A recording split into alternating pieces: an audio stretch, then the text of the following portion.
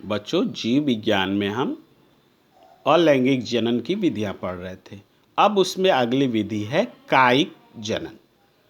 कायिक जनन, कायिक जनन क्या होता है? मातृ पौधे के कायिक अंगों द्वारा नए पौधे के निर्माण को कायिक जनन कहते हैं।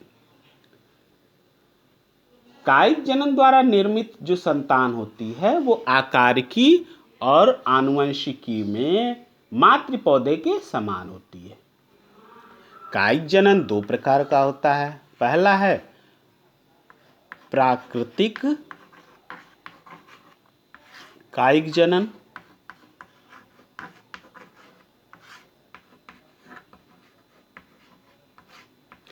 और दूसरा है कृत्रिम कायिक जनन। कृत्रिम कायिक जनन, ठीक ना? कायिक जनन दो प्रकार के होते हैं, प्राकृतिक कायिक जनन और कृत्रिम कायिक जनन। अब इसमें सबसे पहले हम लोग प्राकृतिक कायिक जनन देखेंगे। प्राकृतिक कायिक जनन, यह कायिक जनन पौधों में स्वतः होता है। पौधे के कायिक भाग से नए पौधे का निर्माण होता है। यह पौधे में निम्नलिखित अंगों द्वारा होता है, जैसे जड़ों द्वारा। जड़ों द्वारा, ठीक। जड़ें दो प्रकार की होती है, मूसला जड़ और अपस्थानिक जड़।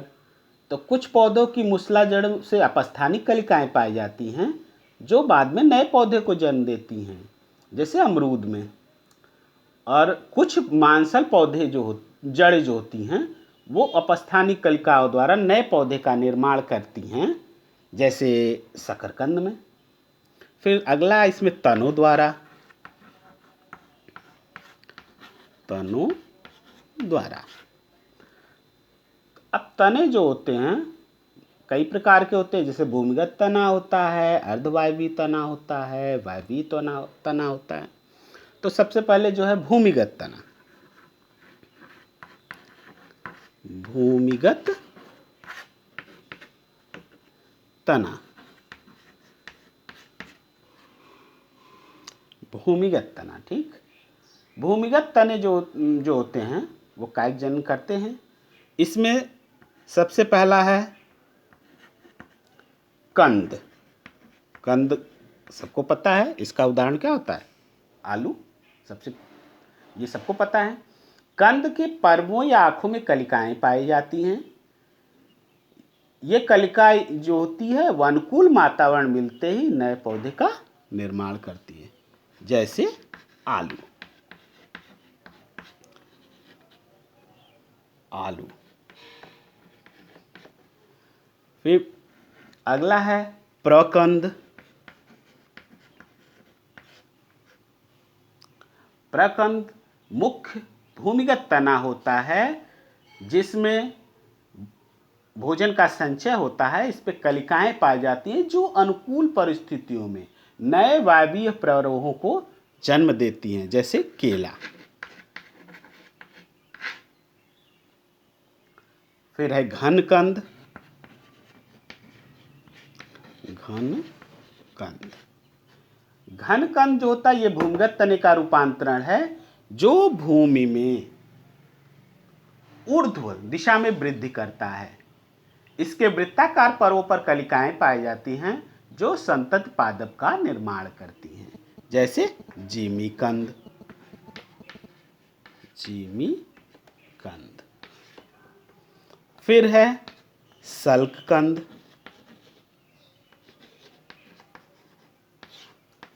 सल्ककंद क्या होता है? सल्ककंद भूमिगत संगनित प्ररोह है जिसमें एक या अनेक कलिकाएं पादप बनाती हैं, जैसे प्याज। ये तो हो गया भूमिगत तना।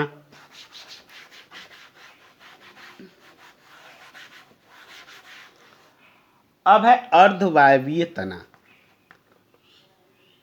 अर्धवायवीय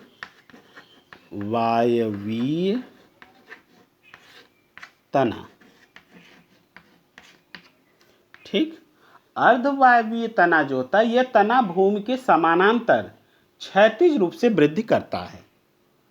प्रत्येक पर्व संधि से शाखाएं निकलती हैं।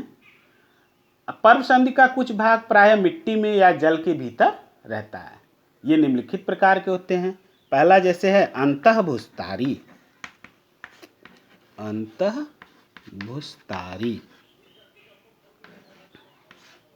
अंतःभूस्तारी क्या होता है?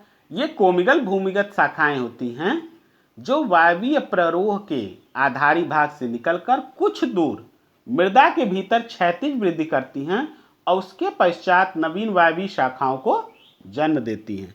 जैसे पुदीना, इसका उदाहरण क्या हो जाएगा? पुदीना। दूसरा है उपरिभूस्तारी। उपरिभूस्तारी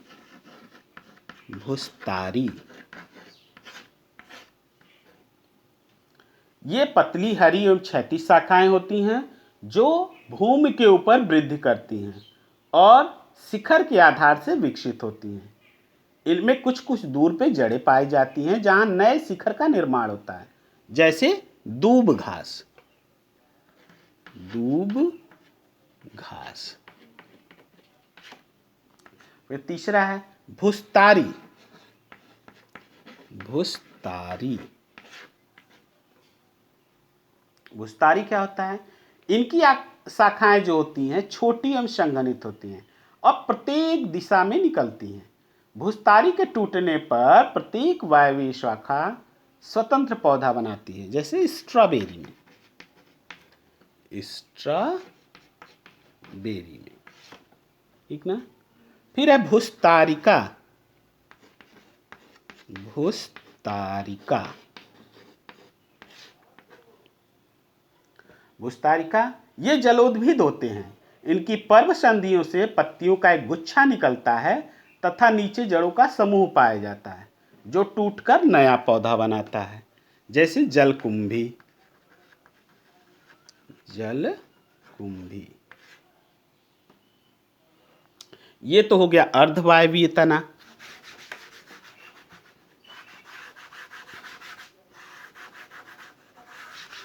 अब तने में ही अगला है वायवीय तना।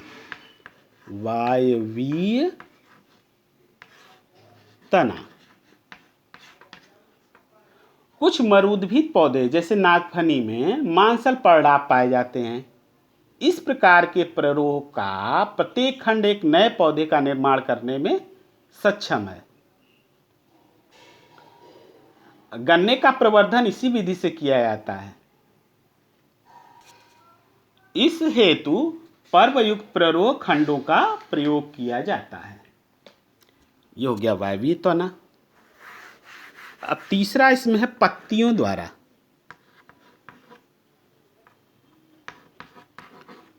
पत्तियों द्वारा अनेक पौधों की पत्तियों पर अपस्थानिक कलिकाएं पाई जाती हैं जो कायिक प्रवर्धन में सहायक होती हैं।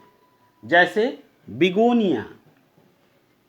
बिगोनिया में पत्तियों द्वारा ही कायिक जनन होता है। फिर है पत्र प्रकलिकाओं द्वारा। पत्र प्रकलिकाओं।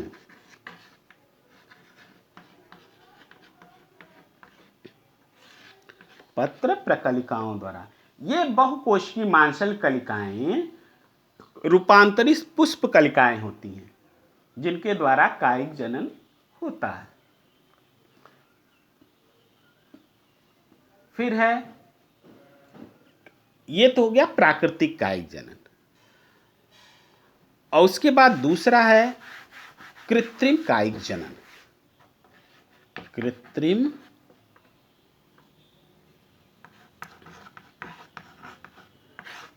कायिक जनन।